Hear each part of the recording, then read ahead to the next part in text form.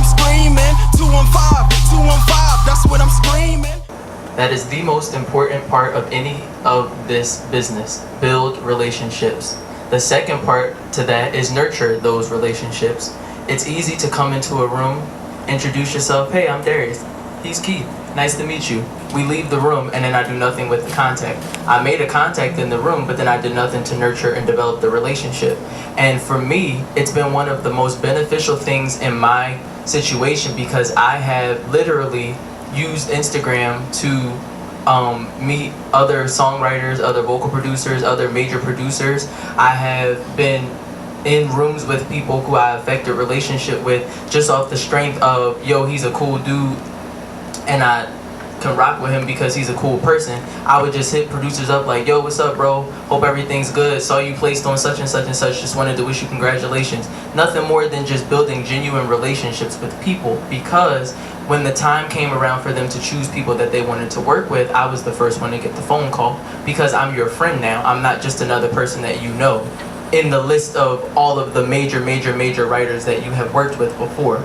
In addition to that, when you have a network of solid relationships, those people, once you get in the music industry, you'll find that it's a very small community of people, especially on the creative side of it, for people who are producers and writers. Those people talk to each other. So when they hear, oh, you friends with such and such and such, I've literally been booked for sessions off of the strength of who I knew. Somebody told them, yo, he's a dope writer, you should get in with him. That was it. They had never heard a song I had written, didn't know whether I was good or not. That was all they needed to know. If you're good with such and such, you're good with me. And that's been that. That's the first step. The second step is perfect your craft. Make sure that when the moment of opportunity presents itself to you, that you can avail yourself of the opportunity. It does nothing for you to have an opportunity present itself to you and you're not prepared for the opportunity. What do I mean by being prepared for the opportunity? When we had the opportunity to write for Empire, by the time we finally picked up, we got picked up for season 2 as writers for Empire.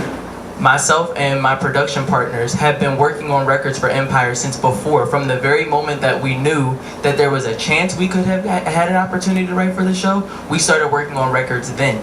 And we were submitting records over and over and over again. What we didn't realize is that the people who have been writing for season 1, they have been taking weeks, months even, to submit a record. My team and I were submitting 3 records a day for 3 weeks straight. We were doing what we thought was taking advantage of an opportunity. What we were doing to the Fox network was, who the heck are these guys? We never got this many records that are all good from one group of people. We literally were coming to expect records once a month, once every 2 weeks. We're getting 3 and 4 records from you guys every day. For us, we were like, listen, this is a huge opportunity. Why not take advantage of the opportunity? To them, it was, they set a new standard. So being prepared is the second thing.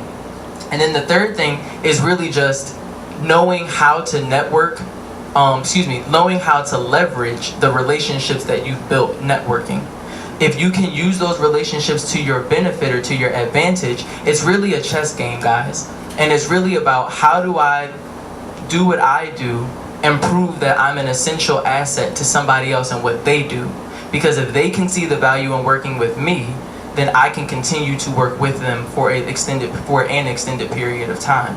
And so the show happened for us because we took initiative.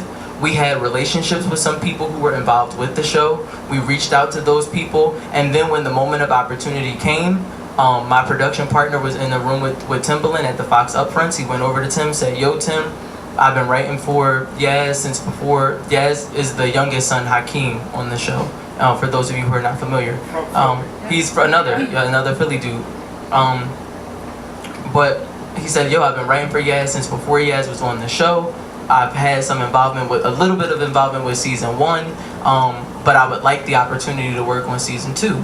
Tim said, oh, well, what records did you work on with Yaz? He told him some of the records. He said, oh, you the dude that, okay, I've heard about you from Yaz before. Cool. Wiz then sent him some records and said, listen, me and my team, we're capable of more than just records for Yaz. We can do records for Jesse, we can do records for whoever else is on the show, just give us the opportunity. We sent him a small folder of records, maybe about 5 or 6 songs. He immediately hit us back. He was sending us like 6 or 7, 8 ideas sometimes a day.